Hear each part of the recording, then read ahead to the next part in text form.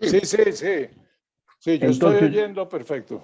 perfecto. Normalmente Armando y Marta son los que se encargan de la presentación, etcétera, pero Armando está en este momento en la Asobancaria en Cartagena. Sí. Entonces me encomendaron presentarte, Santiago, y agradecerte por acompañarnos. Tenemos unos 35 participantes, que ya es un buen número, y la idea es que hablemos cerca de hora, hora y cuarto, algo así. Hay veces se extiende más sobre los temas de los invitados, en este caso el tema tuyo, el tema tributario. Yo quería presentar a Santiago, economista industrial Uniandes, exdirector de impuestos en el gobierno Barco. Ha sido asesor de los gobiernos de Ecuador, Perú, Nicaragua, Venezuela y Macedonia en el diseño de sus sistemas tributarios. Y lo más importante, actualmente es asesor tributario de más de 500 empresas en Colombia. A todos nos da envidia. Santiago, adelante. Mil gracias, Juan José, por la invitación y mil gracias a todos los asistentes. Voy a tratar de no aburrirles con este tema, que lo que va a mostrar es básicamente algunos aspectos centrales de la reforma. No voy a entrar en todo el detalle de todas las modificaciones de los artículos, sino en los temas que creo que son importantes. Y para comenzar, un momentico, yo escondo esto aquí para poder ver yo la pantalla. Y para comenzar, 2 minuticos para una breve introducción de unas cifras que ustedes manejan mejor que yo. El déficit como proporción del PIB pasó del 3,1 al 7,1 en el 2001. Como resultado de eso, el endeudamiento pasó del 46,8 al 68 en ese lapso de 4 años. El déficit en valores absolutos de 30 billones pasó a 83 billones y ya con estos niveles de endeudamiento, pues es clarísimo que el país tiene que resolver su tema fiscal y tiene que volver a encauzarlo en otro rumbo. Cuando uno mira el recaudo tributario de Colombia, y esto es el que yo llamo el problema de los economistas, es básicamente el siguiente. Nosotros recaudamos, cifras del 2001, del 2021, un recaudo de impuestos nacionales de 162 billones, recaudos municipales 28 billones, recaudo departamental 10 billones para un total de 200 billones, que comparados con el PIB arrojan una tasa de tributación del 17%. Esta es la tasa que siempre se mira cuando se observa Colombia, se compara con la tasa de la OCDE de cerca de 34% o con la tasa de América Latina del 22%, y la receta es hay que subir los impuestos. Pero no se mira cuál es el origen de esa menor tributación.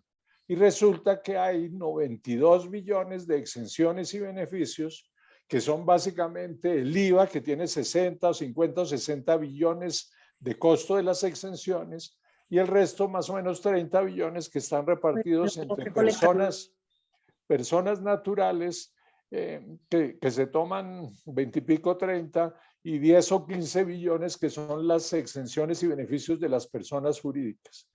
Y el resto es evasión y contrabando, que se ha estimado en una cifra cercana a los 80 billones. Si se eliminaran las exenciones y beneficios, si se eliminara la evasión y el contrabando, tendríamos 372 billones, que frente al PIB da una tasa del 31%, comparable a la tasa de la OCDE y comparable a la tasa de América, o muy superior a la tasa de América Latina. Que es, sin embargo, la receta que siempre hacemos año tras año en los últimos 30 años. Cada vez que necesitamos una reforma, unos ingresos, hacemos una reforma sobre los contribuyentes formales que no gozan de beneficios, sobre los asalariados y las grandes empresas. A ellos es a donde focalizamos todas las labores de fiscalización, y por eso estos señores tienen tasas de tributación del 60 al 70%, que son tasas que cuando uno hace las cuentas del carbonero dentro de una empresa las encuentra, pero cuando las miran desde el Ministerio de Hacienda, lo que dicen es, no, tributan el 17%, tributan muy poco, hay que subirle los impuestos. El trabajo realmente importante que tiene que hacer un país es trabajar sobre los contribuyentes con beneficios para quitar todos aquellos que no tienen justificación, y especialmente ir por la evasión y el contrabando, en contra de una economía informal que hoy es cercana al 50%. Un símil de lo que hacemos en Colombia en un negocio sería el siguiente. Supongan que hay un banco que tiene un contrato de leasing con un usuario que no paga las cuotas. En el banco normalmente lo que se hace es que se recoge el carro, se recoloca y se trata de cobrar las cuotas que el usuario no pagó. Si ese mismo trabajo, si ese mismo símil se lo ponemos al Ministerio de Hacienda, lo que hace tradicionalmente el Ministerio de Hacienda es olvidarse del carro, olvidarse del señor que no pagó y subirle el impuesto a los que sí pagan. Lo que tradicionalmente buscamos son reformas que suban el impuesto donde los que pagan, no donde los que no pagan. No hacemos las labores de fiscalización, que son muchas. 10% de los combustibles son de contrabando hacia Venezuela o desde Venezuela, dependiendo de la diferencia en las tasas. Hay años en que el 20% del arroz ha entrado de contrabando, se sabe por dónde entra, cuándo entra. Se sabe que si en Ipiales no hay arroz, va a entrar la semana entrante, son tractomulas cargadas de arroz, no se hace nada. Y así hay una lista interminable de casos de evasión y contrabando que son visibles, pero que si no se atacan, pues simplemente no generan el recaudo. La otra fuente es el crecimiento. Cada punto del PIB, que es más o menos 11 billones de pesos, genera entre 2 billones y 3.7 de recaudo. 2 billones a la tarifa actual, con un 17% de tasa de tributación que tenemos, o un 31% si se lograran eliminar beneficios y evasión, podría dar 3.7. Si el país crece al 5%, esto genera entre 10 y 18 billones. Si crece al 10%, esto genera entre 20 y 37 billones. La conclusión aquí es que la solución real es crecimiento económico más control a la evasión, es lo que genera recursos suficientes para resolver el problema fiscal.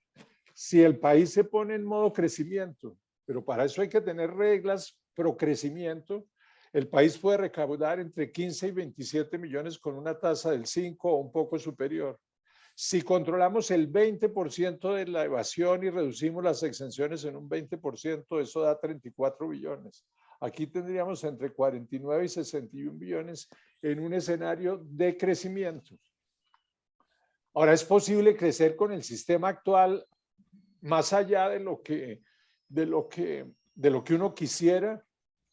Voy a leer simplemente una paginita de las conclusiones de la Comisión de Beneficios Tributarios, las reflexiones que ellos hacen del informe que entregaron el año antepasado, en la cual dicen, comillas, los negocios se enfrentan a la tasa conjunta más alta de impuestos de sociedades entre los países de la OCDE, así como también a un número de impuestos corporativos altamente distorsionantes, como el gravamen a los movimientos financieros y el impuesto de industria y comercio ICA.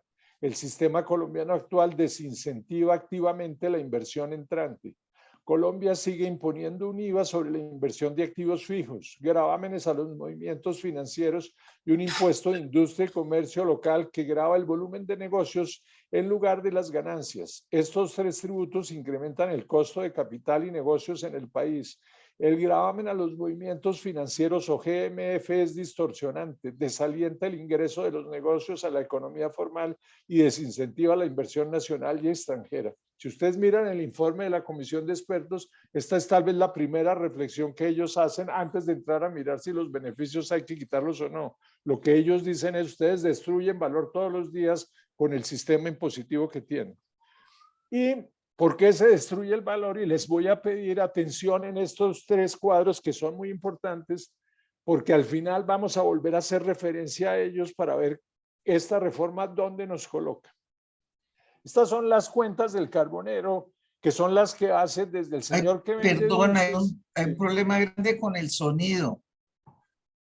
¿El sonido está fallando? Yo lo oigo bien, Marta. ¿Otra María gente? Sí, yo también oigo bien. Yo oigo bien, Marta. No, Pues se María está, Mercedes. se está oyendo bien, se está oyendo bien. María Ahí Mercedes. está. Ahí No, están no. oyendo bien. Sí. Sí. Bueno, No. Sí, está bien, está bien. ahora me puedo quitar el audífono. Aló.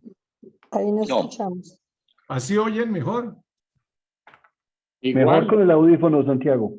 Yo oigo igual con audífono o sin audífono. María Mercedes, yo también, creo yo que hay un problema Bueno, con el me volví computador. a poner el audífono. ¿Ahí están oyendo? Sí, Igual, Sí. igual, está bien.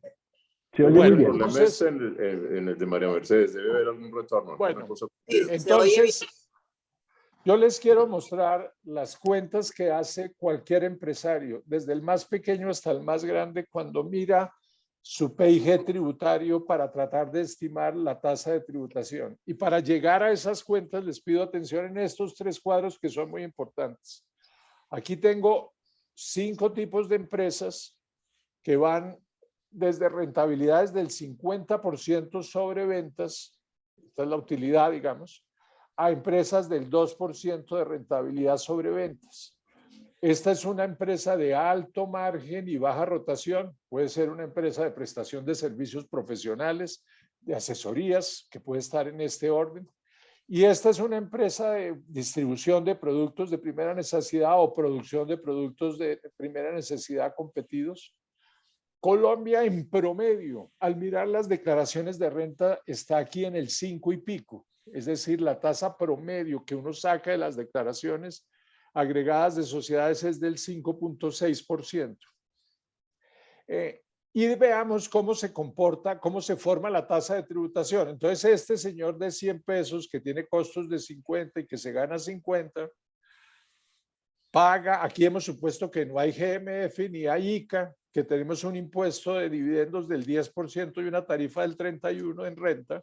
Entonces, este señor sobre los 50 pesos paga un impuesto del 31%, que es 15,50, le quedan 34,50, sobre esto paga el 10%, 3,45, le quedan 31,05. Al final, la carga tributaria estuvo conformada por 2 tributos, renta, 15, dividendos, 3, total 18,95, una tasa del 37,90, una tasa que sería perfectamente razonable y que es la misma para todos los actores de la economía.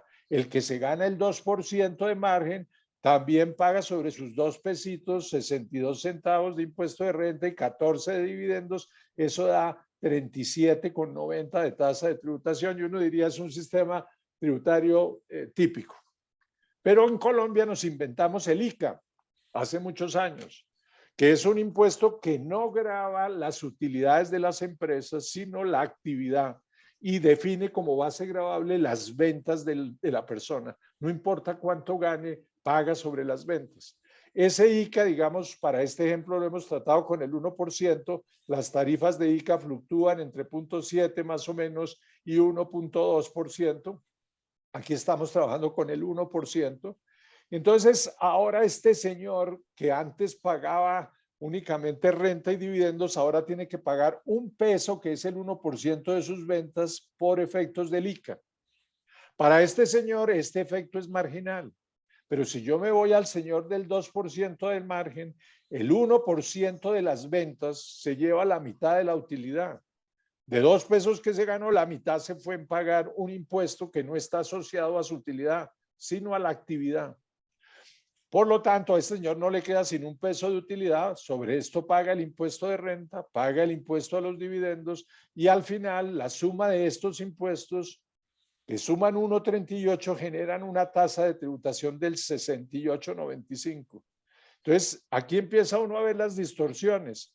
A menor rentabilidad de los negocios, a mayor eficiencia de los negocios, que es lo que uno quisiera tener, empresas de altos volúmenes, bajas rentabilidades, que lleven productos baratos a la población en general. A esas el sistema tributario por efectos del ICA ya lo recibe en un 68,95% de tasa de tributación. A las empresas de altos márgenes de utilidad las afecta, pero no los afecta como afecta a las de bajo margen. Y luego, para completar el tema, nos invitamos el 4 por 1000. En vez de gravar la utilidad con más impuestos, creamos un impuesto a los costos bancarizados. Aquí el mensaje es: bancarícese pase por el sistema financiero y le cobramos el 4 por mil de sus costos. Todo lo contrario de lo que uno quisiera como mensaje, lo tenemos en este sistema hasta acá. Entonces, este señor que ahora tiene 50 pesos de utilidad, ahora no solamente paga ICA, sino que paga el 4 por mil de sus 50 pesos porque son gastos que bancarizó, 20 centavos. Pero para el que tiene el margen del 2%, ese señor no solamente paga el ICA que se lleva la mitad de la utilidad, sino paga el 4 por mil de sus gastos, que son 39 centavos. Entonces, en este señor se paga ICA, se paga 4 por mil, se paga impuesto de renta y se paga dividendos. Al final, la tasa de tributación es 86%. ¿Qué se hizo en la última reforma tributaria? Se empezó a desmontar el ICA. ¿Cómo? A través de un descuento en el impuesto de renta, que le ha generado toda clase de reacciones en contra a la academia colombiana, que le parece que esto es un absurdo. Este descuento, primero, fue avalado por todos los técnicos de la Comisión de Beneficios Fiscales Internacionales, que les pareció que era una solución perfecta para resolver el problema de un impuesto antitécnico como es el ICA. Claro, lo ideal es eliminarlo y poner un impuesto de renta para los municipios, pero como políticamente eso es tan complejo, tramitar una reforma de ese tipo, la fórmula es que lo asuma la nación y que lo descuente el contribuyente de la nación, y que es del impuesto de renta de la nación, y que si hay que subir el impuesto de renta, pues se suba lo que se necesite. Entonces se empezó a permitir un descuento de la mitad del ICA, que se resta del impuesto de renta. Por eso aquí apareció un renglón que se llama menos descuento de ICA. Del peso, este señor ya recuperaba 50, se subió la tarifa al 35% y al final la tasa de tributación de este señor bajó al 78. De un 83 bajó al 78. Y en el caso de los de alto margen, de un 42, perdón, de un 39 pasó a un 42, es decir, se le sube a los de alto margen, a los de alta rentabilidad, y se le baja sustancialmente a los de bajo margen de rentabilidad. Gráficamente, miren lo absurdo del tema. La tributación en general en los países es una línea recta que es horizontal al eje donde están las rentabilidades. Cualquier rentabilidad pago la misma tarifa. O es una línea creciente en la que los excesos de utilidades tienen sobretasas, y entonces es en este sentido. En Colombia la tasa de tributación es a menor tasa de rentabilidad de los negocios, mayor tasa de tributación. A mayor tasa de rentabilidad de los negocios, menor tasa de tributación. Eso no existe en ningún país desarrollado. Nosotros castigamos eficiencia con el sistema tributario. ¿Qué han hecho las empresas para resolver este tema? Más de 50 empresas han abandonado el país, no para abandonar el mercado, para atenderla desde el exterior. A nosotros, como actividad de asesoría, cuando nos preguntan cuál es el problema de la competitividad tributaria que tiene una empresa, casi en el 80% de los casos encontramos que el problema de la competitividad es estar en Colombia. Qué tristeza. Y la recomendación es, si usted se va de Colombia y produce en México o en Estados Unidos, usted se quita el ICA, se quita el 4 por mil, se quita el impuesto al patrimonio que van a poner, se quita el impuesto a las exportaciones que van a poner. Por eso empresas como Mazda localizó su producción en México y hoy es más eficiente, más rentable y tiene más participación del mercado que la que se tenía antes. Para mencionar solo un caso de más de 50 empresas, el mensaje aquí en todos los casos es: salga de Colombia, atienda el mercado desde fuera de Colombia, porque en ese caso no se somete a ninguno de esos tributos. Y para completar el panorama,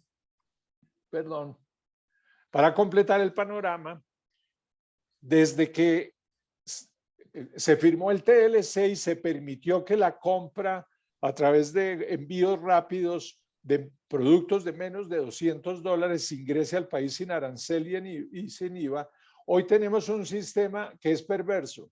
Si usted compra vía Amazon, para poner un ejemplo, unos zapatos, unos productos textiles, unos productos de lo que quiera, que tengan menos de $200 de precio, entran sin IVA y sin arancel. Pero si ese mismo producto se lo compra al importador organizado o al productor, tienen IVA y arancel.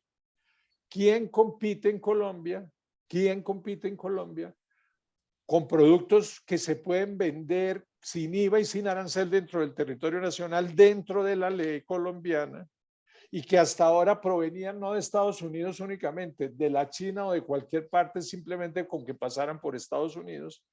¿Quién compite si la venta al productor nacional o al importador nacional sí le cuesta IVA y arancel?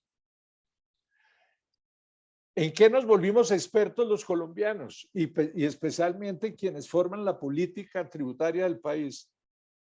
En no ser capaz de gravar la utilidad. Tenemos una animadversión a grabar la utilidad y nos fascina grabar cosas distintas de la utilidad. Entonces, en Colombia nos inventamos un ICA sobre los ingresos, no tiene relación alguna con la utilidad, un impuesto a los costos y gastos, que es el 4 por mil, cuando se bancarizan, que no tiene relación con la utilidad, un impuesto a las exportaciones. Ahora aparece en el proyecto un impuesto a las exportaciones. ¿Por qué? Porque se quiere gravar los excesos de utilidades del sector petrolero y del sector minero. Pero ¿por qué no grabar entonces las utilidades con una sobretasa? No, creemos hacerlo es a través de las exportaciones. Es decir, el mensaje es como si uno quisiera no exportar. Y creamos sistemas tributarios artificiales que no generan la base gravable correcta. Y finalmente vamos a imponer otra vez un impuesto al patrimonio que no tiene nada que ver con la rentabilidad, cuando podríamos hacerlo todo en renta y en dividendos. ¿Por qué no poner la tarifa que requiera el país? Del 35, del 38, del 40 o del 45, como veremos más adelante en una propuesta. La conclusión es 16 TLCs o más, tasas de tributación del 75, como hemos visto, hacen que es más barato importar un bien que producirlo en el país. Y muchos productores han sustituido la producción por la importación. Yo les digo con mucho dolor que parte de la actividad profesional que nosotros hemos hecho en los últimos años termina a conclusiones, lleva a conclusiones que muchas empresas han aceptado, es cierre su planta en Colombia, importe el producto, ensámblelo por fuera y resolvió sus temas. ¿O que es más eficiente producir en el exterior que producir en Colombia?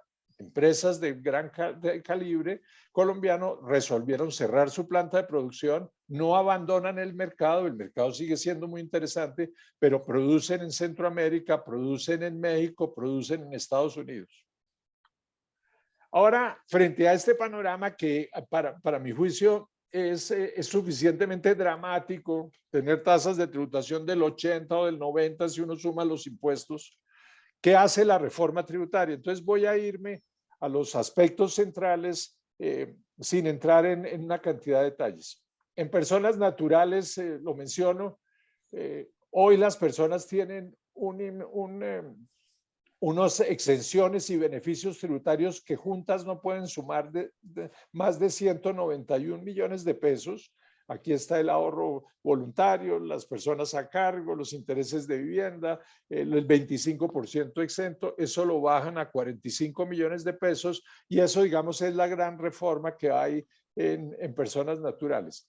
El efecto que eso tiene es básicamente el siguiente: personas de 9 millones de pesos hacia abajo no se ven afectadas, una persona de 10 millones de pesos empieza a tener una afectación pequeña del 7.5% de incremento y a partir de ahí 12 millones en adelante hacia 50 millones los incrementos van a ser del orden del 33 al 60%, llegando el máximo en una persona de 40 millones que hoy paga 67 millones, va a pasar a pagar 113, es decir, un 45 millones más, que es un 67%. Las personas de muy altos ingresos solo les sube el 2.6%. Entonces, lo primero, que esto es para las personas de más altos ingresos, no es tan claro.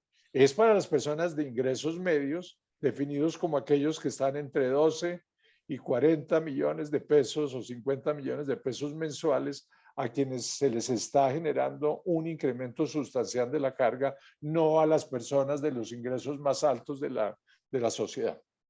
Pero esa es una definición que uno puede tomar. En ese rango de la curva de ingresos quiero tener una mayor tributación. El efecto de esta reforma es que eleva terriblemente para esos entre 20 y 40 millones la tributación y luego ya la tributación la eleva mucho menos para los siguientes. Santiago, Señor.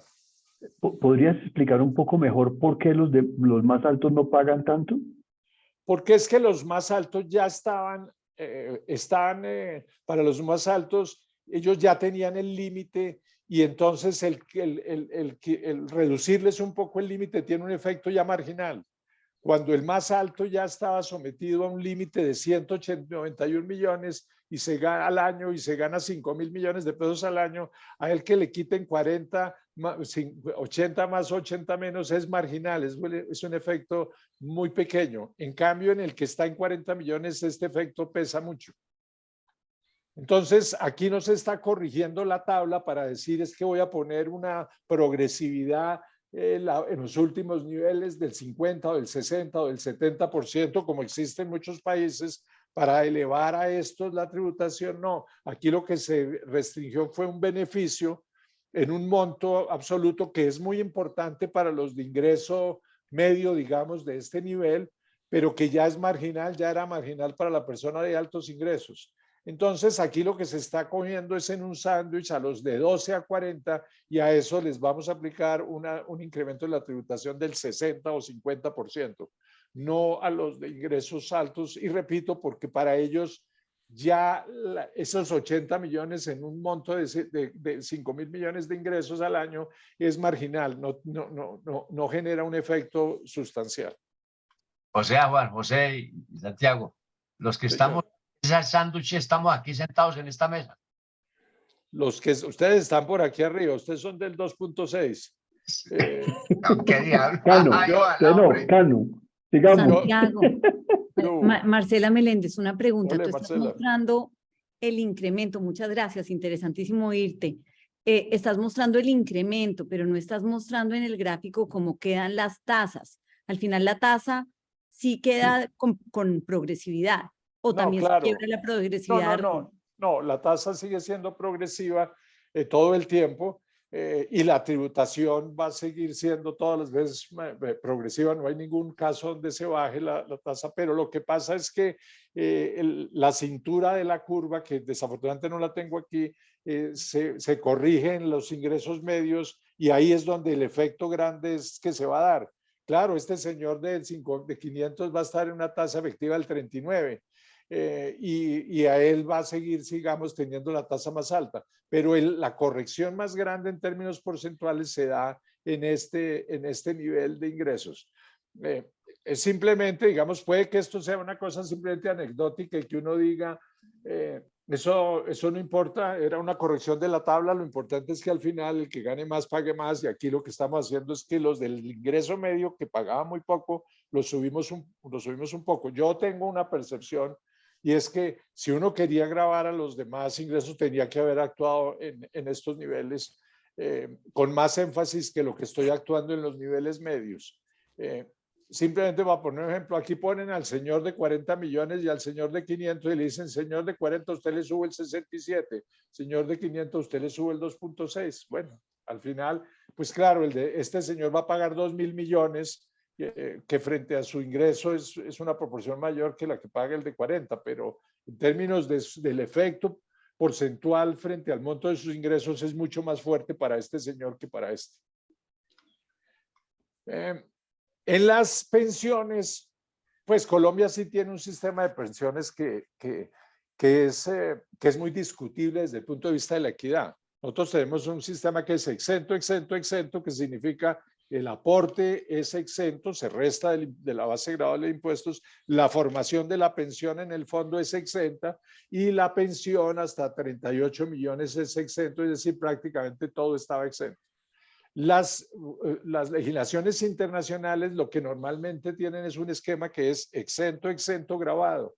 Se fortalece el ahorro con algún beneficio, no se cobran impuestos dentro del fondo y la pensión es grabada. Ahora lo que estamos haciendo es bajando la pensión exenta a 5 millones de pesos de 38, lo que genera con el primer nivel de tarifa cero que tiene la curva de tarifas, que personas de 9 millones no tributen y a partir de aquí pues tributan. Y eso, digamos, en general está bien porque no tiene sentido que pensiones de 38 millones de pesos no tributen. Digamos, eso es una exageración en el contexto internacional y en el contexto nacional, que una persona que se gane 38 millones no aporte al Estado cuando no aportó cuando se hicieron las cotizaciones y no aportó cuando se formó la pensión. Digamos, la corrección está bien, pero el problema es que nos estamos pasando a un esquema que es grabado, exento, grabado. ¿Qué significa? Todo el ahorro voluntario, formador de pensión, va a quedar ahora grabado en la medida en que al reducir los beneficios que vimos en el cuadro anterior, ya la capacidad de ahorro fiscal, de ahorro individual, con beneficio prácticamente desaparece. Entonces, en la entrada está grabado el aporte del ahorro voluntario y en la salida va a estar grabado con la pensión. Lo que estamos es generando un efecto perverso para los ahorros en fondos de pensiones. Será mucho más conveniente ahorrar probablemente en CDTs porque el capital ingresa y egresa sin efecto de impuesto que se genera con la pensión. El segundo cambio muy grueso es el que tiene que ver con los dividendos. De un impuesto del 10% que existe hoy a los dividendos, se propone que las personas naturales que reciban dividendos residentes en Colombia paguen entre el 0 y el 39 y que en el caso de los accionistas no residentes la tarifa sea del 20%. Entonces, una sociedad que gira dividendos al exterior ahora retendrá el 20%. Una sociedad que gira dividendos a un residente nacional, una persona natural que vive en el país, sea extranjero o nacional, ahora ese dividendo se someterá a un impuesto entre el 0 y el 39. Alguien dice, sí, están dando un beneficio para los del 0, sí, pero eso es para rentas de 40 millones al año. De ahí para adelante ya empieza la tributación y la verdad es que en 1.000 millones de pesos ya la gente está tributando al 39%. ¿Qué significa esto en términos de tributación sociedad-socio sin incluir ICA y sin incluir 4 por 1000? Hoy una empresa paga 35% sobre 100 pesos de utilidad, sobre los 65 restantes pagas 10%, 6.50, y le queda como resultado de eso una tasa de tributación de 41.6, 35 más 6. Ahora, si la renta de la persona que recibe el dividendo es menor a 41 millones, no habrá impuesto al dividendo, simplemente será el impuesto de la sociedad 35 pesos. Pero si la persona tiene rentas superiores a 41 millones, se acercan a los 1.000 millones, la tarifa será del 39%, que son estos 25 pesos que aparecen aquí para una tasa del 60.4. Es decir, el mensaje es, si usted monta un negocio en Colombia, por esos dos impuestos me va a pagar el 60.4. Pero si usted es una persona que no reside en Colombia, la tributación va a ser del 20%.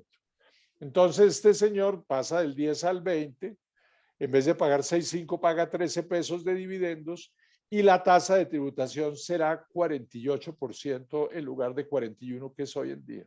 El primer mensaje, otra vez espantoso, es que hay que irse de Colombia.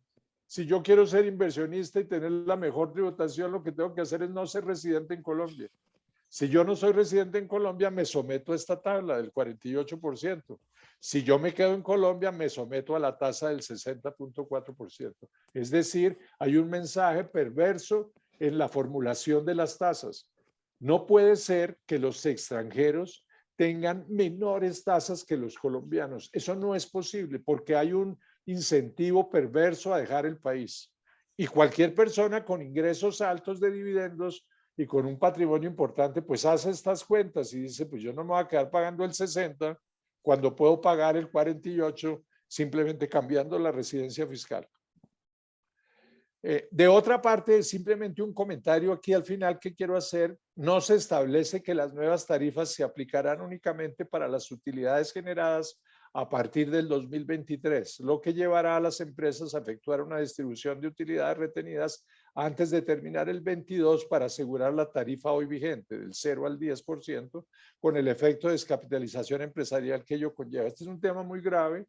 Si en el proyecto no colocan un régimen de transición, las empresas que tienen utilidades que podrían pagar al 0 o al 10%, porque fueron obtenidas en los años 22 y anteriores, o 21 y anteriores, van a hacer todo un proceso de endeudamiento si es necesario para poder distribuir las utilidades con un efecto, digamos, de descapitalización espantoso. El otro cambio grande que hay en la renta líquida de las personas naturales es que ahora, para calcular la renta líquida, se incluye el impuesto, los dividendos y las ganancias ocasionales, que antes no se incluían. Dividendos tenían una tarifa del 10 y ganancias ocasionales una tarifa del 10. Ahora todo se suma y si la tarifa de la persona llega al 39, todo se graba al 39, la renta de trabajo, los ingresos no laborales, los dividendos y las ganancias ocasionales. El problema con grabar las ganancias ocasionales con tarifas de ese orden es que otra vez vamos a entrar en algo que ya existió en el 74, ya pasamos por ahí, en el 74, reforma de la administración López, se estableció un impuesto pleno a las utilidades ocasionales o ganancias extraordinarias de la tarifa del momento, y eso condujo a toda clase de prácticas de subestimación de operaciones, de no facturación, de subfacturación, etcétera. Porque la gente encuentra que cambiar el apartamento del frente, en que vive uno por el del frente, que es idéntico en términos de metraje, que lo único que tiene es que la luz del sol entra por la tarde y no por la mañana, eso implica que parte de la utilidad hay que transferirse al Estado. Eso no lo entiende la gente. La gente dice es que voy a seguir en el mismo apartamento. ¿Por qué tengo que realizar una utilidad que en estos casos es puramente nominal? Ese que no es un problema solo de Colombia, lo tienen resuelto muchos países. Estados Unidos, por ejemplo, permite que se reinvierta en propiedad raíz o en otra casa. La utilidad, yo puedo pasar 20 años cambiando la casa, desde que la reinvierta no pago impuestos, difiero los impuestos. Eso permite que las personas no lleven, primero no saquen los bienes del comercio, que es otro efecto que se presenta, o dos, que no empiecen a utilizar prácticas indebidas de subfacturación y demás. ¿Qué pasa en materia de tarifas para las sociedades? La tarifa general del 35 se mantiene. Para las instituciones financieras, la tarifa del 38, que era temporal, se vuelve definitiva. Para los hoteles que tenían una tarifa del 9, pasan al 35, esto sobre todo para los nuevos hoteles. Y en zonas francas que tienen una tarifa del 20%, ahora se diferencia en si son exportadoras, es decir, si el usuario exporta, paga el 20%, si el usuario no exporta, paga el 35%. Si es una zona franca unipersonal, paga el 35%. Esto, digamos, tiene una lógica y es, hay unos actores en zona franca compitiendo con los productores nacionales y pagan el 20% en zona franca y el 35% lo pagan el resto del territorio nacional. Es probable que haya una lógica en el proceso de igualar esas tarifas. Finalmente, hay un límite global de beneficios para las sociedades que hace que algunos beneficios, no todos, se ponen en una bolsa y se calcula que todos juntos no pueden pasar del 3% de la renta líquida. Si superan el 3% de la renta líquida, ese exceso no es deducible. Pero no son todos los beneficios. Veamos cuáles son. Es el incentivo de la capitalización rural, las deducciones por estudio de los trabajadores, las donaciones a la Corporación Matamoros, las donaciones por inversiones en investigación, las donaciones e inversiones en investigación, desarrollo e innovación que hoy eran deducibles, el descuento de inversión en mejoramiento del medio ambiente, el descuento por donaciones a entidades sin ánimo de lucro, esto va a afectar mucho a las entidades sin ánimo de lucro, el descuento por becas, las deducciones por financiación de estudios de trabajadores, la deducción de gastos para la conservación del patrimonio cultural, la renta exenta por participación de trabajadores en las utilidades de las sociedades, la deducción de salarios pagados a mujeres víctimas de la violencia y la deducción por inversiones en infraestructura cultural. Aquí, digamos, no está afectando cosas graves del sistema tributario, no están limitando depreciaciones, ni costos, ni gastos, como en alguna parte se dijo, es unas en particular. Y damos un retroceso espantoso en el descuento del ICA. El descuento del ICA, que ha sido criticado por la academia, de la cual muchos de ustedes hacen parte, y que buscaba resolver un problema estructural de nuestro sistema y que estaba en el 50, lo volvemos a poner como un impuesto deducible y no como un impuesto descontable.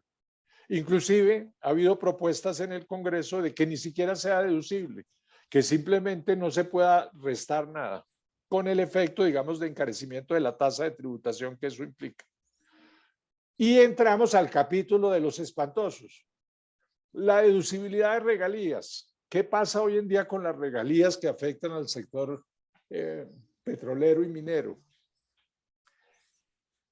La regalía la paga el explotador, pero contablemente, como el explotador vende los productos y simplemente transfiere el producido de esa venta al Estado, lo registra como parte de su ingreso contable.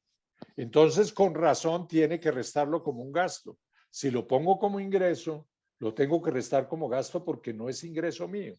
Lo que quiere el Estado con esta propuesta es que las regalías sigan siendo ingreso, pero que no se puedan poner deducibles. Entonces, para entender un poco lo que esto implica, miren el siguiente ejemplo. Suponga que uno pudiera poner que el 100% del producido es regalía y que uno consigue un explotador petrolero y le dice, señor, usted explota, usted vende el producto y me da el 100% de lo que produjo, pero en su contabilidad, como usted es el que vende, me pone los 100 pesos de ingresos y en la declaración de renta no le dejo restar en lo que me entregó como participación del Estado. Entonces el señor se quedaría sin un peso del producido de su explotación, pero teniendo que pagar impuestos sobre lo que recibió la nación. Ese mensaje para todos los explotadores de recursos naturales no renovables es espantoso. Todos dicen, por Dios, pero ¿por qué no entienden que el ingreso, si me lo ponen a contabilizar como propio y no lo puedo disfrutar, tengo que poderlo restar? Bueno, entonces este es un tema, digamos, que es muy grueso como mensaje para el sector. Los pagos en especie de los trabajadores que hoy en día son deducibles y constituyen ingreso del trabajador, ahora se establece que pues son gravables para el trabajador, pero no se permite su deducción. Hay mucha razón de por qué hay que pagar, hacer pagos en especie. La única manera de asegurar que el dinero que uno da para el estudio de los trabajadores o de los hijos llegue a eso y no se convierta en otros gastos, o que el dinero que se da para atender temas médicos llegue a eso y no se gaste en otros gastos, en fin. Todo esto, digamos que es el resumen. Ahora veamos cómo afecta las tasas de tributación. Este era el cuadro que vimos hace unos minutos, que tiene una tasa del 78% para un señor con margen del 2%. Repito, el promedio de las compañías colombianas están cerca del 5 a 6% en promedio.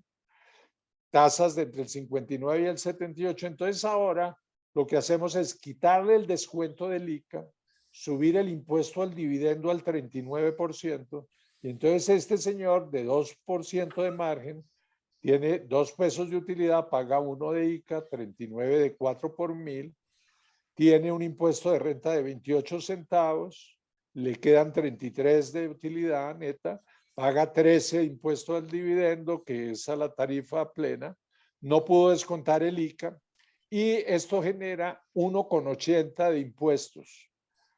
Frente a 2 de utilidad, da 90,04. ¿Cuál es el consejo que nosotros le damos a este señor cuando llega a hacernos la consulta de cómo manejar el tema tributario? El consejo es: cierre su operación en Colombia, venda desde el exterior.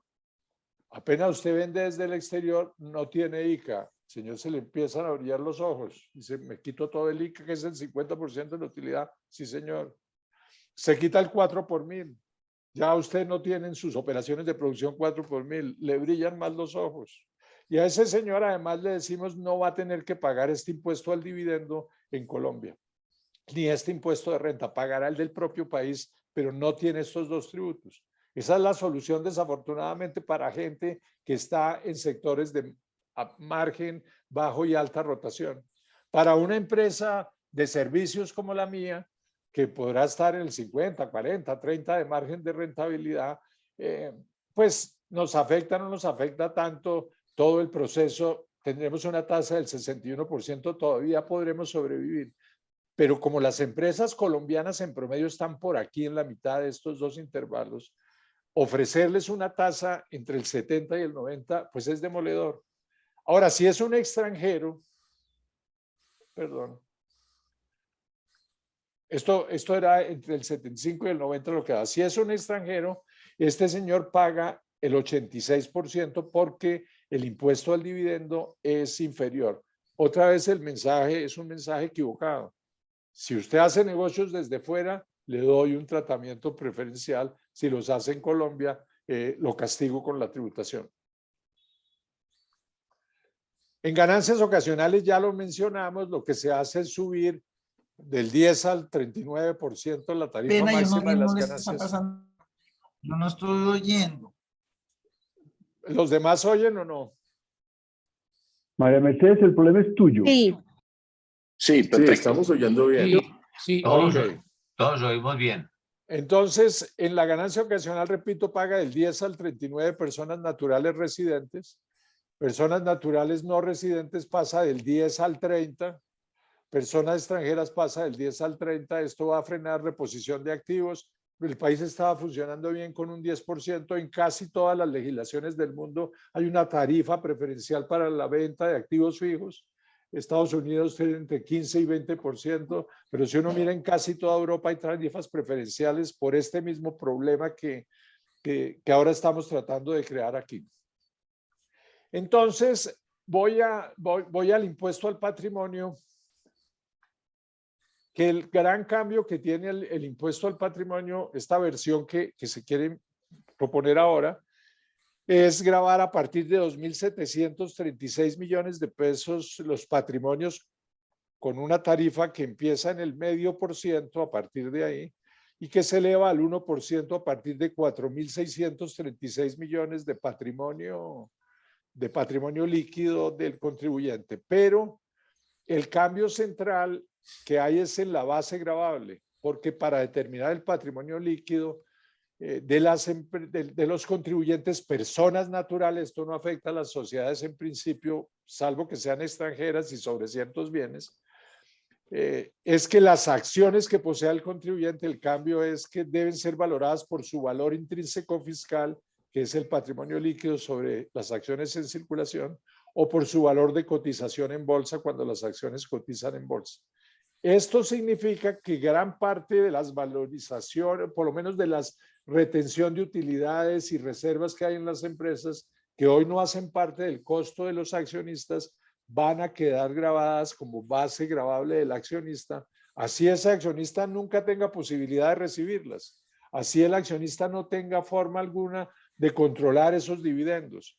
Y esto eleva en 20 o 30 veces las bases gravables dependiendo de la antigüedad de las acciones que se tengan.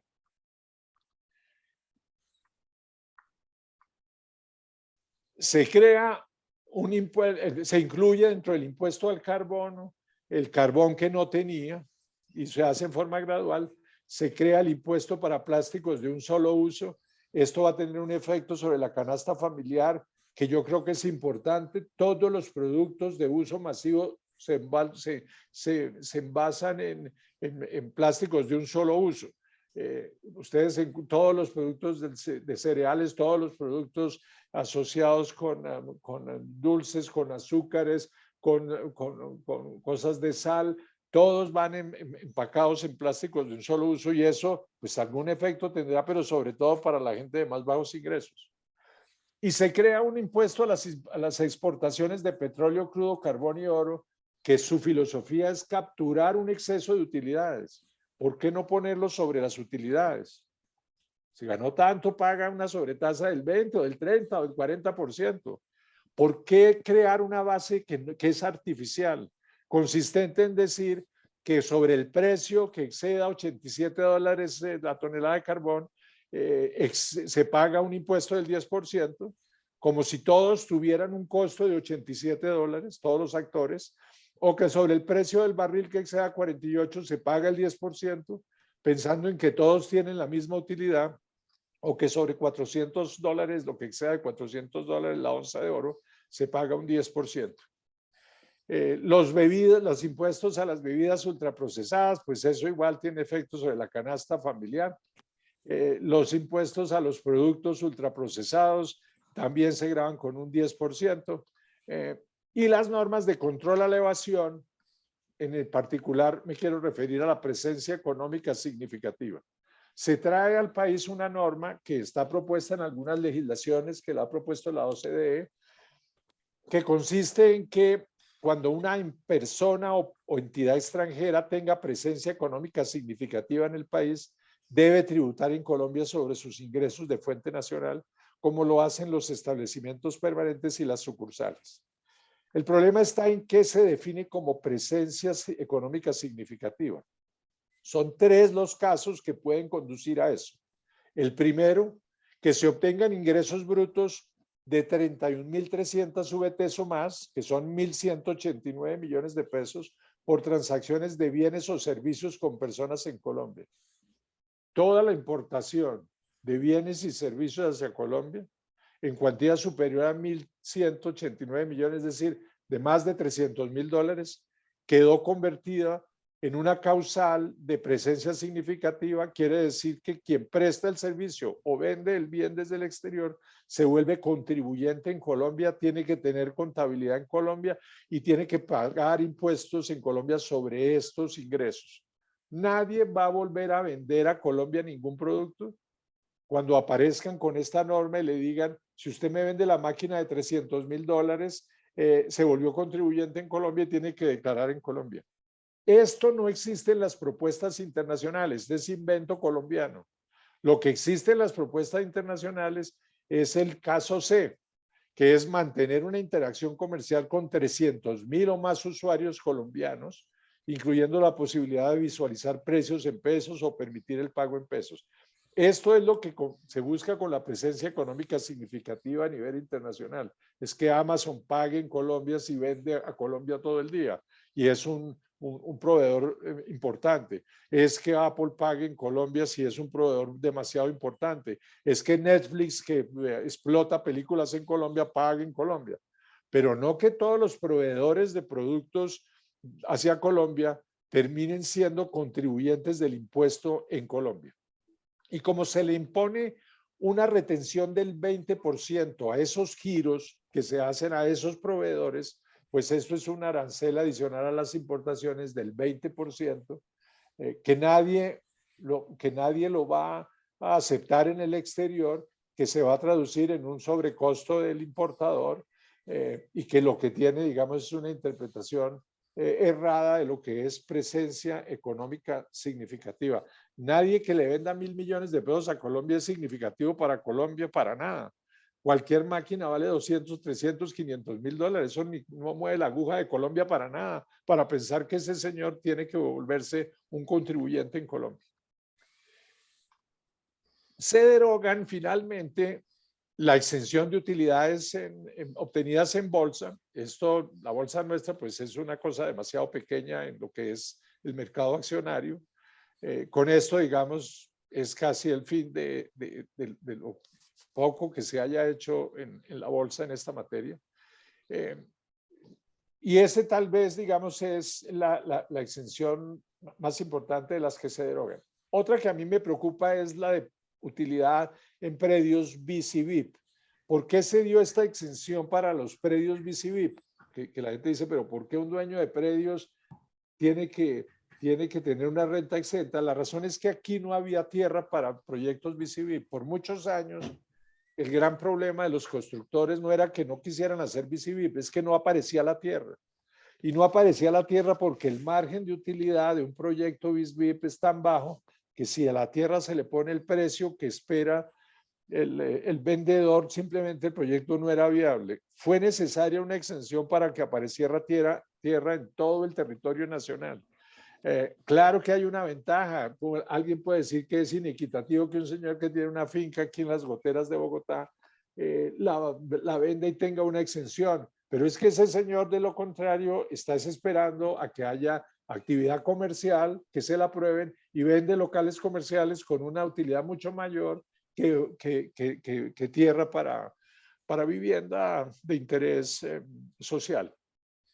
Entonces, digamos, ahí había una externalidad que la justificaba y que la justificó. De resto, digamos, no voy a entrar en el detalle de lo demás. Lo que sí quiero mostrarles es qué pasa con las tasas de tributación cuando ponemos el impuesto al patrimonio. Y me voy a un supuesto con el que hemos trabajado, que son los mismos supuestos, pero hemos supuesto que una empresa requiere 28% de sus ventas como patrimonio para poder desarrollar el negocio. ¿De dónde sacamos el 28%? Cogimos todas las declaraciones de renta de las sociedades y miramos cuál es la relación de patrimonio a ventas. Y encontramos que en Colombia, en promedio, las empresas por 100 pesos de venta requieren 28 pesos de capital. Desde luego hay unas que requieren muchísimo más. Una empresa que se dedica a generar arrendamientos de bienes, el patrimonio vale mucho más que los ingresos que genera. Un banco probablemente está en este orden de estas cifras. Pero en promedio esto lo que nos muestra es lo siguiente. Entonces vuelvo a mi ejemplo del señor del 2%. Este señor que se gana 2 pesos, que tiene ICA de 1 peso, que paga 39 de 4 por 1000, que tiene un impuesto de renta de 28 centavos, que paga 13 centavos de impuesto al dividendo a la tarifa del 39, ahora tendrá que pagar 28 centavos de impuesto al patrimonio todos los años en cabeza de sus accionistas. El mensaje para este señor es: de 2 pesos que se gana, paga 208, es decir, el 104%. Esto sin hablar de otros tributos, sin meter prediales, sin meter las contribuciones a la nómina, sin meter otro poco de gastos que hay. Si el señor tiene un margen del 4, el señor paga el 82. Ustedes me pueden decir, es que no hay gente del 4 y el 2. Yo les digo, sí hay y son muchos. Pero el promedio de Colombia es del 5%. Si ustedes miran los balances de la Superintendencia de Sociedades y miran las declaraciones de renta del agregado, la utilidad promedio colombiana es del 5.6. Es decir, le estamos ofreciendo tasas de tributación simplemente que no hacen viable el país. Si la persona es extranjera, porque cambia su residencia del país, entonces a ese señor no le cobramos impuesto al patrimonio, la tarifa del dividendo se la bajamos al 20 y la tasa ya no será del 104 sino del 86. Y este señor seguramente la recomendación va a ser: mire, si usted quiere salvar su negocio porque tiene ya un mercado, hágalo desde fuera, no se quede en Colombia. Montes en Panamá su estructura y desde allá surte a todos sus distribuidores. Al punto tal es tan complejo esto que les cuento una cosa que no se ha dado, pero que la vamos a ver muy pronto. Varias firmas distribuidoras de vehículos que tienen su operación en Colombia, los vehículos se volvieron commodities. Ya los márgenes de rentabilidad sobre los vehículos cada vez son más apretados, tanto en la producción como en la distribución. Pero tener la distribuidora completa en Colombia con márgenes, con tasas de rentabilidad, hoy en día las comisiones no superan el 3%. Todos estos costos lo que han llevado es a que las fábricas están pensando que tal vez lo mejor es vender los vehículos desde el exterior y tener unas agencias muy poderosas del proceso de importación para ayudar a los clientes, para que el cliente no sienta eso. Pero en vez de tener un vehículo parqueado aquí, que en su venta genera ICA, 4 por 1000, impuesto de renta, impuesto al dividendo, impuesto al patrimonio, todo eso se vuelve cero si yo simplemente tengo un display de vehículos y le digo al señor, ¿quiere ese Mercedes? Muy bien, desde Panamá se lo envío y aquí están todos los trámites y yo se lo pongo en Colombia. El mensaje es aterrador. El mensaje lo único que hace es destruir valor para Colombia. ¿Cuál es la propuesta? ¿Cuál es la propuesta? Perdón, un segundito, me voy aquí. Ay, ¿dónde la tengo? Yo creo que el país puede hacer una propuesta muy distinta, que le genere los recaudos que requiere el gobierno.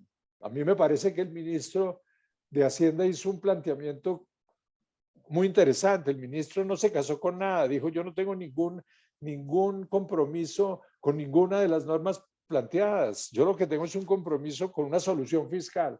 Si a mí me traen los 25 billones que necesito, yo estoy de acuerdo en que estudiemos cualquier posibilidad.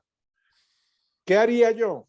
Yo subiría la tarifa de sociedades al 45%. Y sincero el tema. Digo, en Colombia las tarifas pues son del 45, punto.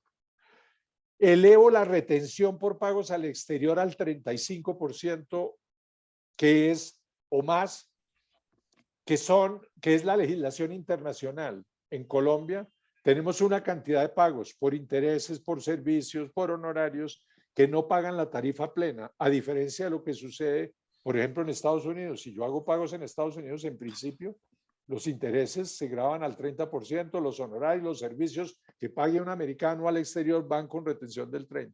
Aquí hay 3 billones de pesos, la elevación de la tarifa da 14 billones. Eliminar el 80% de rentas exentas de las sociedades, esto puede producir 5.7 billones. No nos estamos metiendo con las del IVA. Las del IVA, si uno pudiera hacer la reforma de gravar gran parte de los productos del IVA, si fuera gradual, ahí hay un potencial de 50 o 40 billones. Y obtener un gravamen sobre las pensiones de más de 10 salarios mínimos, que las de más de 10 salarios mínimos representan el 70% de la carga pensional del país, con una tasa del 7,5 en promedio, eso daría 2.3 billones. Pero permitiría el descuento completo del ICA. Y es que el ICA se paga y se resta del impuesto de renta. Se trata como un anticipo. Permitiría tendría un menor recaudo por el 4 por mil, que también permitiría descontarlo completo. Esto da 8.7 billones. Tendría un mayor recaudo por la no deducibilidad del 4 por mil que hoy existe, y al final estos cambios dan 15.200, y aquí no estoy haciendo la elevación de las personas naturales que vimos. Si esa se da, eso puede dar 17 o 18 billones, pero llegaríamos a un esquema donde las empresas tendrían todas una tasa del 51%. No tendríamos lo que hoy hay, y es que a menor rentabilidad la tasa es del 100%, a mayor rentabilidad la tasa es del 40 y pico o 50%. Y en evasión, desde luego, hay que trabajar mucho más intensamente, y aquí podrían obtener fácilmente 10 billones de pesos para obtener los 25. Pero puede que el ministro diga, no, a mí lo de la evasión, eso es inseguro, déme una solución. Yo le propondría, está bien, suba esto al 48% o al 49%. Permita todos los descuentos y tenemos un sistema transparente, claro, entendible, que muestra tasas de tributación del 50 y pico, pero no tasas del 70%. Y esa es la presentación. Espero que no me haya alargado demasiado. Y pues aquí paro yo y los dejo a ustedes para oír comentarios. Santiago, muchas gracias. ¿Puedes quitar la presentación para que veamos a los participantes? Perfecto. Entonces yo lo que tengo que hacer aquí es creo que ya la quité, sí. Sí, ya está bien. Muchas gracias. No sé si hay preguntas. No veo todavía las manos levantadas. Yo tengo algunas mientras se calienta el ambiente, ¿sí? Santiago, lo primero es que no es tan fácil irse de Colombia y vender en Colombia. Hay un montón de aranceles, pararanceles y un montón de barreras donde tampoco es tan simple vender desde el exterior en el país. Primer comentario. Lo segundo es, ¿no será que el problema de los impuestos a las utilidades es que al gobierno le da miedo que las escondan? que no es, que hay muchas formas de reducir esas utilidades para términos de impuestos. La última pregunta es algo que no tiene que ver con la presentación, pero ¿hay países que devuelvan IVA, que devuelvan pago de IVA a grupos de bajos ingresos, etcétera, con relativo éxito? Pues Pero, digamos, pero sí, si quieres para y sí. juntamos una o dos preguntas y luego Perfecto, respondes. perfecto. ¿Te parece? Sí, sí, me parece muy Ana, bien. veo que Ana tiene la mano levantada. Hola, Santiago, maravillosa presentación y me parece que los cuadros hablan por sí mismos, es decir, esto es como apague y vámonos y lo que tú adviertes de que la gente se va a ir y se va a ir y va a empezar a vender desde afuera, pues, yo lo estoy viendo, eso es un hecho. Mi pregunta es, digamos que en teoría tributaria internacional, y pues yo no soy experta en esto, se debe gravar más a las personas que a las empresas. Entonces, digamos que esta propuesta va en contravía un poco de las tendencias internacionales en el sentido en que las personas quedan igual, pero las empresas acaban con una tasa mucho más alta. Esa es como la primera pregunta. Y segundo, en el tema de regalías que tú mencionabas, pues esto es totalmente además contrario al Código de Petróleos porque la regalía es en especie y la regalía se puede entregar en boca de pozo y le doy acá los tantos barriles y nadie los puede obligar a meterlos en el ingreso. La regalía la entregan y la NH verá qué hace con esos barriles y además los tiene que vender y evacuar porque si no, pues se tira la producción del campo y se tira la recuperación de reservas. Entonces, en ese tema de regalías me parece que hay un profundo desconocimiento de cómo funciona el estatuto petrolero porque la regalía puede ser en especie y en el caso en que sea en especie, será la NH la que la tenga que vender, evacuar y sacar. Nadie va a ser tan bruto de comerciales las regalías, de comercializar el crudo de regalías de la nación en un contexto así. Es correcto. Eran los dos comentarios que tenía, pero el de personas naturales sí me gustaría resolverlo porque siempre oye uno que la OCDE de la tributación a personas naturales es altísima, a empresas es baja, y esta propuesta pues de alguna manera te sube la tributación a empresas mucho más allá de lo recomendado internacionalmente. Muchas gracias, Ana. Marta Lesprilla y primera ronda para Santiago, ¿sí? Por favor. Luego está Carlos Alberto Sandoval. Marta. Gracias, gracias.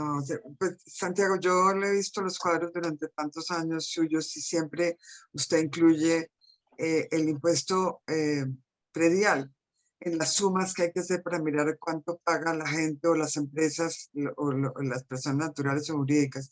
Y en esta vez, ese 104 o ese 80, pues habría que sumarle aún ese impuesto predial, ¿verdad? Es correcto, es correcto. Yo no quise incluirle porque ese es más difícil de estandarizar, si tiene bien propio o no lo tiene. Entonces excluí aquellos que son difíciles de estandarizar, cogí los que son más comunes a la economía. Pero claro, aquí hay otros impuestos que hay que frenar, las estampillas, el impuesto predial, hay que sumarlos todos, los gastos de nómina que asociados a la carga parafiscal de las empresas, todos ellos generan una mayor carga tributaria de las empresas.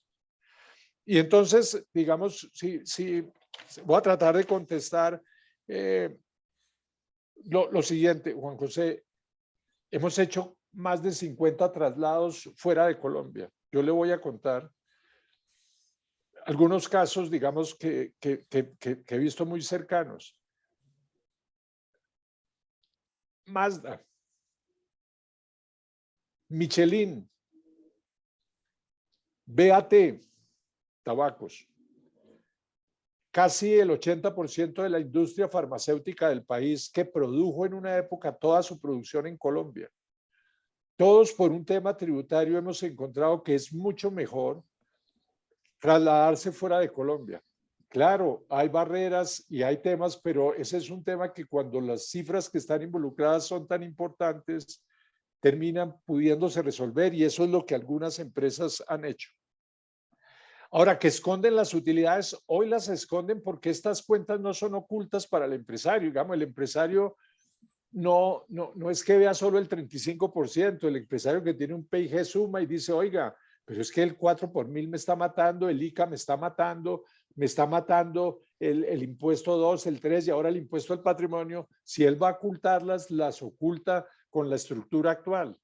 Yo creo que si tenemos una presentación clara y directa con la tarifa que sea del 40 o del 50, pero que la persona pueda sumar y decir, a mí en total me cuesta el 51 Colombia, pero me gano el 49, eso es viable. Pero es que lo que hoy hay es el mensaje para alguien eficiente. Usted quiere vender productos de primera necesidad, quiere competir, quiere ser eficiente. La legislación le dice, pues sí, lo espero con un 104% de impuestos. Eso no tiene presentación. Los impuestos a la actividad hay que acabarlos. Es imperativo acabarlos. Nada que grave la actividad debe mantenerse. Hay que grabar la utilidad. Eso es lo que tiene lógica.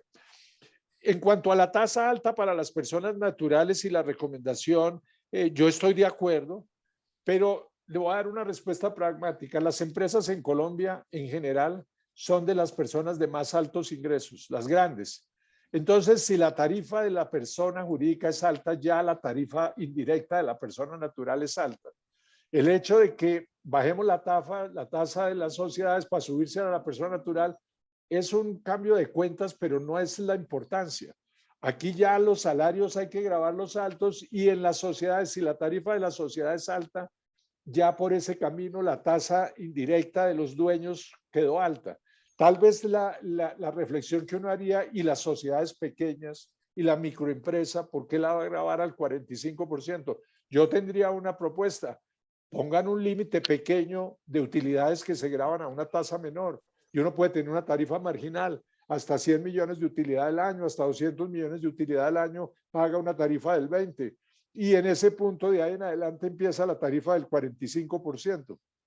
Y tendríamos un sistema que sí, cuando miran el recaudo de las personas es bajo, pero si uno lo descompone, quiénes son los dueños de las sociedades, va a encontrar que la tarifa total a lo mejor es comparable con la internacional.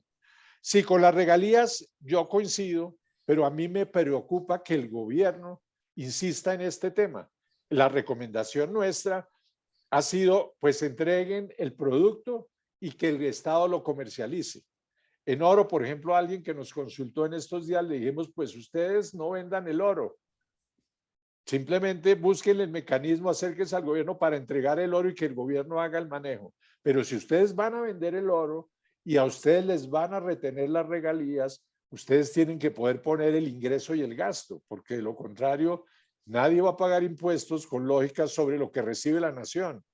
La gente paga impuestos sobre lo que recibe el explotador, pero no sobre lo que recibe la nación. Y creo que esos son las respuestas a las preguntas. Muchas gracias, Santiago. Carlos Alberto Sandoval, por favor. Carlos Alberto. Sí, qué pena, Juan José, ya, gracias. Adelante. Doctor Santiago, gracias por su presentación, muy interesante como siempre.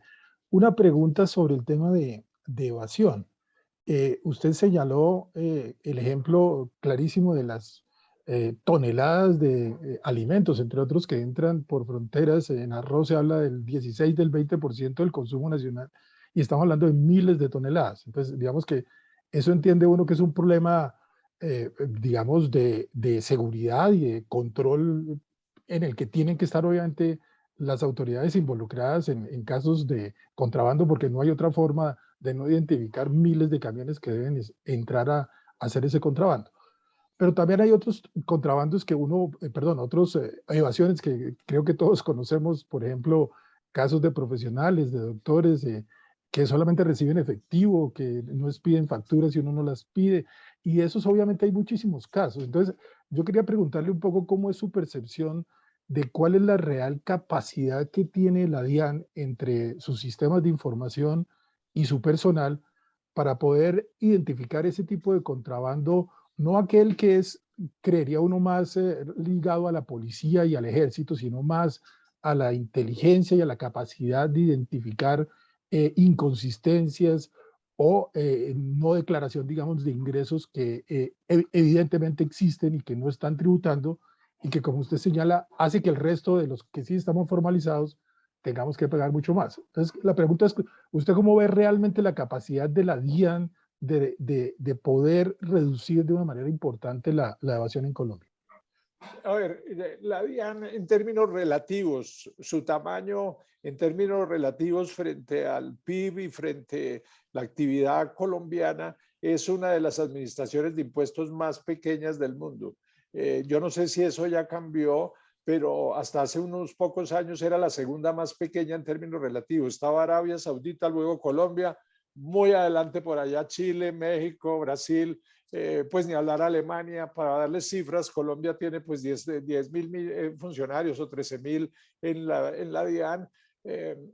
Alemania tiene 130.000 funcionarios asignados a su gestión tributaria. Y en inversión, pues el presupuesto nuestro puede ser el 2 o el 3% de lo que es el presupuesto internacional de administraciones con gran eficiencia. Entonces, claro que hay que hacer una inversión enorme. Es la inversión más rentable. Y hay procedimientos muy sencillos que hoy con inteligencia artificial y con un poco de desarrollos tecnológicos ya existen en el mundo a disposición para adquirirlos. Entonces, digamos, la localización geográfica de un profesional independiente, el tipo de edificio en el que se encuentra, el tipo de actividad en la que trabaja, si es médico, si no es médico, puede dar una cantidad de indicios para ir en brigadas a los sitios de atención y ver quiénes son los que exigen, que eso es práctica de todos, que se paguen las consultas en efectivo. Y eso es un proceso, digamos, de gestión, pero hay que hacerlo. Y en las grandes hay que hacerlo. Pues yo le cuento a usted una cosa. Yo denuncié hace unos años un contrabando de arroz gigantesco, porque me pidieron que los industriales del arroz me pidieron, acompáñenos que vamos a hacer una denuncia. Fuimos, hicimos la denuncia. No pasó nada. Y las visitas todas fueron a las empresas organizadas. Es decir, el tema se volteó en contra del denunciante. Todo eso es susceptible de cambiarlo, pero eso implica una gestión. Lo que pasa es que al ministro de Hacienda hay que ponerle unas metas específicas de control de la evasión y del contrabando medibles en recaudo, con una inversión muy grande, desde luego, pero en el plan de la reforma tributaria tiene que aparecer el ministro un compromiso donde dice yo voy a bajar 3 puntos el PIB, la evasión, y voy a hacer 800.000 visitas este año y voy a hacer tantas auditorías y voy a hacer, eso existe. Cuando usted mira en el IRS, ese programa existe, se presenta y se discute todos los años en el Congreso. En Colombia eso no existe. Si no hay gestión, pues el tema nunca, la evasión va a desaparecer. Ese es un punto central que hay que exigir en el país, y es el ministro de Hacienda tiene ese compromiso ineludible. Tiene que bajar la evasión en 4 o 5 puntos, y eso se hace con gestión, eso no se hace con normas. No es poniendo una norma de cárcel, es con inteligencia, es con actuaciones computarizadas y es con presencia de la administración en los lugares donde están los contribuyentes. Entonces, yo le diría que es posible hacerlo, pero necesita la voluntad del ministro de entender que esa es parte de su gestión. Eso es muy aburridor, porque el ministro le gusta más, los ministros en general, no estoy hablando del doctor Ocampo, sino en general de los ministros les gusta más la política y la parte, digamos, del diseño, pero no la administración de una gestión tributaria. Y esa es responsabilidad de él, no es del de la DIAN. El de la DIAN es un gestor más, pero la responsabilidad política del recaudo contra la evasión es del ministro de Hacienda. Y aquí ha faltado que a los ministros de Hacienda les pongan metas. Dentro del presupuesto debería haber una meta de control de la evasión en cabeza del ministro, donde él se compromete a 2 o 3 o 4 puntos y la tiene que cumplir. Si fuera gerente de una empresa, le pondrían una meta. Usted tiene que aumentar las ventas en tanto por ciento y aumentar los clientes en tanto. ¿Por qué con la evasión no se puede hacer eso? Gracias, Santiago. Última pregunta, doctor Ricardo Villaveses. Por favor, Ricardo. Gracias, Santiago. ¿Cómo estás? Felicitaciones, como siempre, una excelente presentación. Un poco en la misma línea, yo quisiera saber qué tanto se puede esperar de la introducción de la facturación electrónica en términos del aumento del recaudo. Yo creo que muchísimo. Yo creo que muchísimo. En los países donde se ha implementado ha sido muy exitosa, pero falta un complemento que es el que hace que la ciudadanía quiera la factura electrónica, que le voy a decir cuál es. En Colombia, el factoring es menos del 1% o cerca al 1% del PIB. En México y en los países donde se ha implementado la factura electrónica, el factoring es el 12% del PIB o más. Se vuelve el principal mecanismo de financiación de pequeña y mediana industria.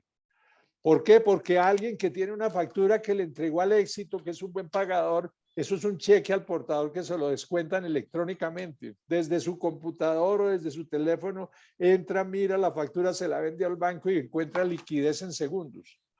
Eso es el gran aliado de la factura electrónica. Por una parte, la gente facturando, pero por otra, la presión de la gente de saber que la factura la puede convertir en un crédito a muy corto plazo en forma electrónica.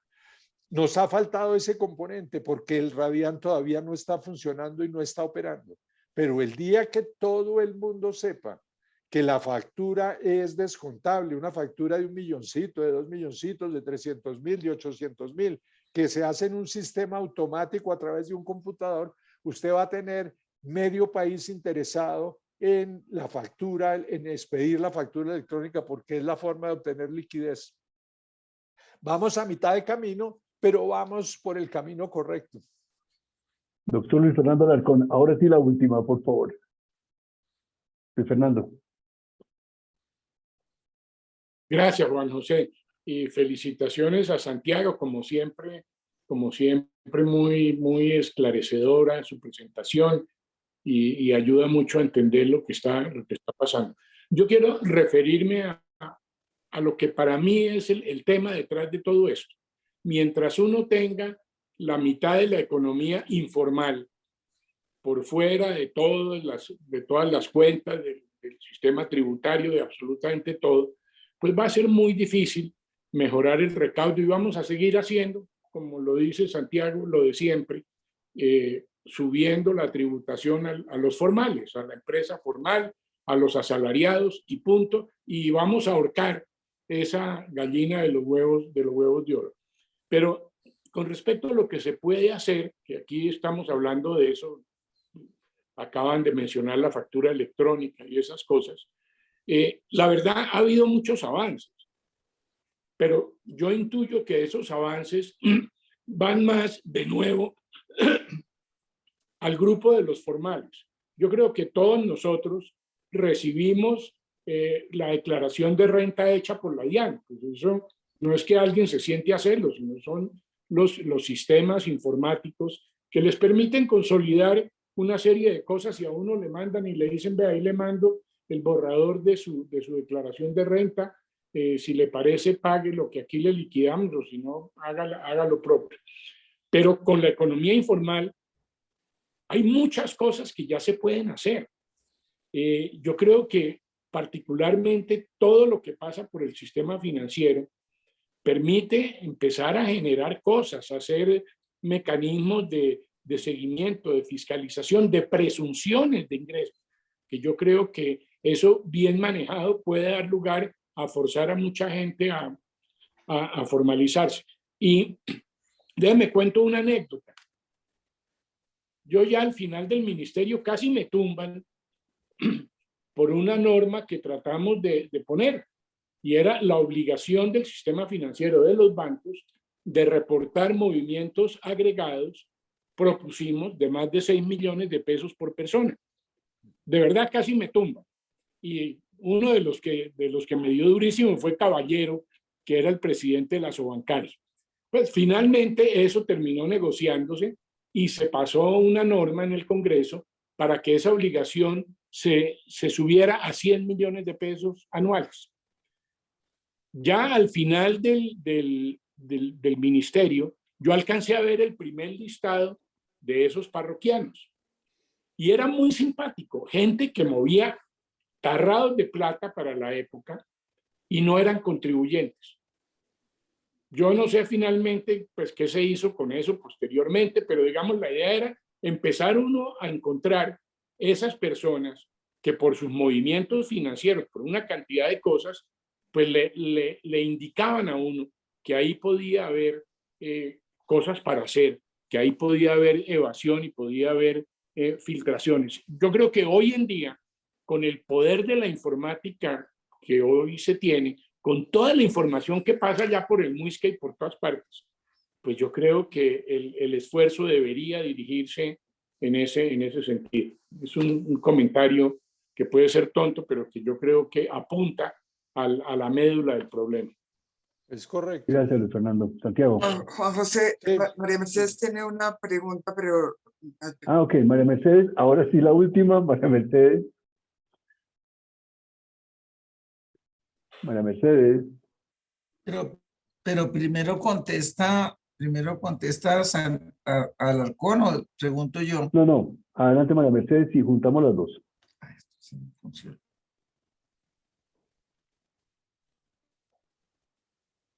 María Mercedes. Bueno, no. Mi pregunta es algo que no sé por qué. ¿No se oye? Sí, se Sí, oye. sí se oye. ¿Sí me oye o no? Sí, sí se Muy oye. bien. No, es que dentro de las muchas cosas primero, mil gracias, Santiago, porque me parece súper interesante la presentación, pero algo que usted ha resaltado mucho, que a mí desde hace rato me molesta muchísimo, son los impuestos que no están vinculados al ingreso, sino a otros factores, ¿no? Por ejemplo, el 4 por mil y el impuesto al patrimonio y el ICA, y mejor dicho, una cantidad de impuestos que no tienen nada que ver con el ingreso. Y una de las inquietudes que yo he pensado es que, porque uno no podría poner un tope, como toda esa estructura tributaria es tan compleja, uno no podría poner un tope.